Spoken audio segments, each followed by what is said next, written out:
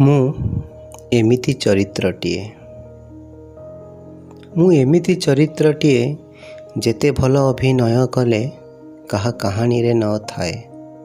ମୁଁ ଏମିତି ଚରିତ୍ରଟିଏ କେବେ କାହା ଓଠେ ହସ ଟିକେ ପାଇଁ ନିଜ ଆଖି ସ୍ୱପ୍ନ ଭୁଲିଯାଏ। କେବେ କାହା ବାଟେ ସାଥୀ ହେବା ପାଇଁ ନିଜ ଚଲାପଥ ଭୁଲିଯାଏ। ମୁଁ ଏମିତିକା ଗପଟିଏ, ଭଲ ଲାଗେ ସିନା ଶୁଣିବାକୁ, କାହା ପାଇଁ ସତ ନୁହେଁ। ମୁଁ ଏମିତିକା ଗପଟିଏ। ସଳିତାଟେ ପରି ଜଳି ଜଳି ଆଜି ପାଉଁଶ ଗଲିଣି ହେଇ, ସଳିତାଟେ ପରି ଜଳି ଜଳି ଆଜି ପାଉଁଶ ଗଲିଣି ହେଇ, ତଥାପି ଅନ୍ଧାର ଅଭିଯୋଗ କରେ ଆଲୋକ ମୁଁ ଦେଇନାହିଁ।